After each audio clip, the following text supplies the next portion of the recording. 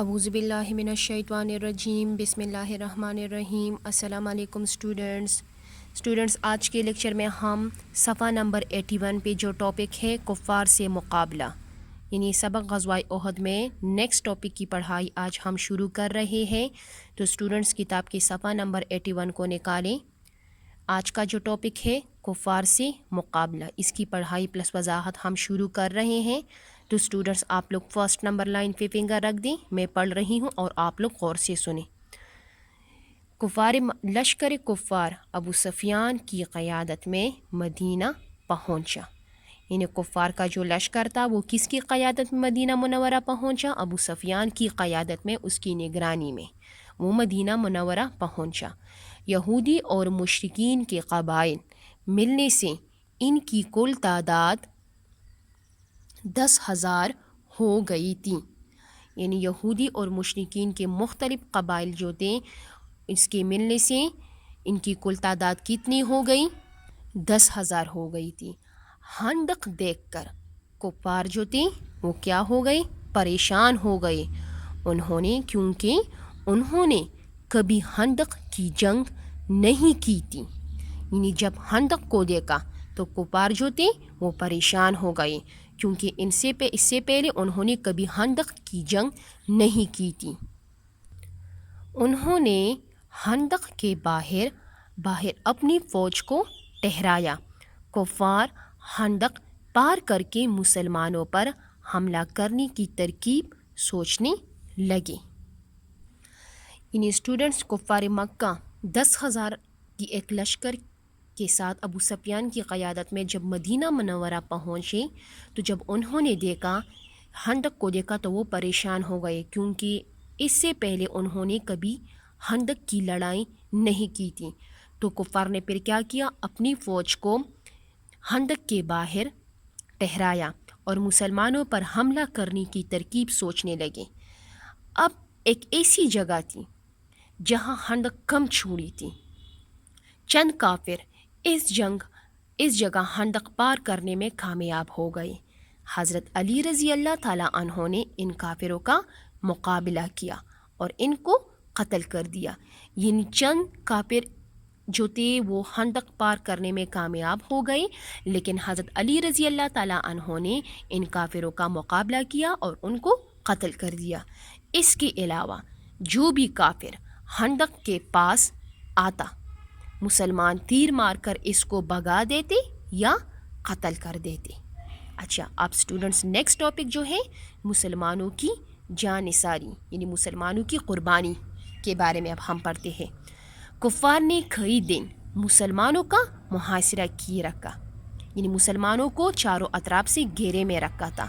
مسلمان بھوکے پیاسے جوانمردی اور بہادری سے کفار کا مقابلہ کرتے رہے۔ مسلمانوں کا ایک گروہ پہرا دیتا اور دوسرا آرام کرتا تھا۔ مدینہ کے اندر ایک یہودی قبیلہ بنو قریظہ تھا، جس کے ساتھ مسلمانوں نے معاہدہ کر رکھا تھا کہ حملے کے وقت وہ ایک دوسرے کی مدد کریں گے۔ یعنی اسٹوڈنٹس مدینہ کے اندر ایک یہودی قبیلہ تھا جس کا نام کیا تھا؟ بنو قریظہ تھا، جس کے ساتھ مسلمانوں نے ایک معاہدہ رکھا تھا کہ حملے کے دوران وہ ایک دوسرے کی مدد کریں گے۔ لیکن پھر کیا ہوا؟ وہ قبیلہ بھی کفار کے ساتھ مل گیا تھا۔ اب مدینہ کے اندر سے مسلمانوں کو بنو قریظہ سے اور باہر سے کفار سے خطرہ تھا۔ اس موقع پر نبی کریم صلی اللہ علیہ وآلہ وسلم نے مسلمانوں کو ثابت قدم رہنے کی تلقین کی۔ یعنی دیکھیں مدینہ کے اندر مسلمانوں کو کون سے قبیلے سے خطرہ تھا؟ بنو قریظہ سے، جنہوں نے مسلمانوں کے ساتھ منافقت کی۔ اس سے پہلے بنو قریظہ کے ساتھ مسلمانوں نے معاہدہ کر رکھا تھا کہ وہ کیا کریں گے؟ حملے کے وقت ایک دوسرے کی مدد کریں گے، لیکن بنو قریظہ نے کیا کیا؟ وہ بھی کفار کے ساتھ مل گئے۔ تو اب مدینہ کے اندر مسلمانوں کو بنو قریظہ سے خطرہ تھا اور مدینہ سے باہر کفار سے خطرہ تھا۔ لیکن اسی موقع پر ہمارے پیارے نبی کریم صلی اللہ علیہ وآلہ وسلم نے مسلمانوں کو ثابت قدم رہنے کی تلقین کی۔ اب دیکھیں اللہ تعالیٰ کی مدد۔ نبی کریم صلی اللہ علیہ وآلہ وسلم نے مسلمانوں کو فتح کی پہلی ہی خوشخبری دی تھی، اس لیے اللہ تعالیٰ نے بھی مسلمانوں کی مدد کی۔ محاصرے کے دوران قریش اور یہود میں اختلافات پیدا ہو گئیں، جس سے ان میں پھوٹ پڑ گئی، یعنی کئی دنوں تک کفار نے مسلمانوں کو گھیرے میں رکھا تھا اور مسلمان بھوکے پیاسے اور جوانمردی اور بہادری سے کفار کا مقابلہ کرتے رہے۔ لیکن اسی دوران کیا ہوا اسٹوڈنٹس؟ محاصرے کے دوران قریش اور یہود کے درمیان اختلافات پیدا ہو گئے اور اس کی وجہ سے ان میں پھوٹ پڑ گئی۔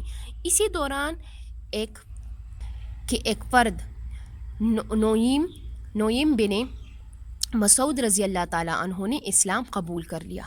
کس نے اسلام قبول کیا؟ نعیم بن مسعود رضی اللہ تعالیٰ عنہ نے اسلام قبول کر لیا، اور اس کے اسلام قبول کرنے سے مسلمانوں کے حوصلے بلند ہو گئے۔ اس کے ساتھ ہی ایک رات ایسا طوفان آیا کہ آندھی اور بارش کی وجہ سے کفار کے خیمے اکھڑ گئے اور ان کے چولہے بجھ گئے۔ کفار بددل ہو گئے اور انہوں نے واپسی کا ارادہ کر لیا۔ یعنی اسٹوڈنٹ غزوہ احد، غزوہ خندق اور غزوہ بدر کے جو نتائج تھے یہ کفار کے حق میں اچھے نہ نکلے، ٹھیک ہے۔ لیکن یعنی جب غزوہ احد میں کافروں کو شکست کا سامنا کرنا، یعنی خونریز جنگ میں مسلمانوں کو بہت سے مشکلات کا سامنا کرنا پڑا۔ پھر جب کفار نے دیکھا کہ مسلمانوں کی جو طاقت تھی وہ ان کی تجارتی قافلوں کے لیے مستقل خطرے کا باعث بن گئی ہے، تو انہوں نے پھر سے ایک مرتبہ مدینہ پر حملہ کرنے کا ارادہ کیا۔ لیکن غزوہ احد کی طرح غزوہ خندق کے نتائج بھی کفار کے حق میں اچھے نہ نکلے۔ تو اسٹوڈنٹس، آج کے لیکچر میں ہم نے سبق غزوہ احد خندق کی جو پڑھائی تھی ہم نے وہ مکمل کی۔ انشاءاللہ پھر نیکسٹ لیکچر میں ہم سبق غزوہ خندق میں جو مختصر سوالات ہیں اس کے جوابات لکھیں گے۔ اس کا نتیجہ غزوہ خندق کا نتیجہ کیا نکلا؟ غزوہ خندق میں 10 کافر واصل جہنم ہوئے، جبکہ 6 مسلمانوں نے جام شہادت نوش کیا۔ یہ مارکہ ایک فیصلہ کن واقعہ ثابت ہوا، جس کے نتیجے میں مشرکین مکہ اور یہودیوں کے عزائم حق میں مل گئے۔ کفار پر یہ بات واضح ہو گئی کہ مسلمان ختم نہیں ہو سکتے، کیونکہ اللہ تعالیٰ کی مدد ان کے ساتھ ہے۔ اس کے بعد کفار میں اتنی جرأت نہ رہی کہ وہ مسلمانوں پر حملہ کرتے۔ غزوہ خندق کے واقعات اور نتائج سے ہمیں یہ سبق ملتا ہے کہ جو لوگ اللہ تعالیٰ کے راستے پر چلتے ہیں اور اس کی راہ میں ثابت قدم رہتے ہیں، اللہ تعالیٰ ان کو ضرور فتح و کامیابی سے ہمکنار کرتا ہے۔ تو اسٹوڈنٹس، آج کے لیکچر میں اتنا کام کافی ہے۔ انشاءاللہ پھر نیکسٹ لیکچر میں ہم سب غزوہ خندق میں جو مختصر سوالات ہیں اس کے جوابات لکھیں گے۔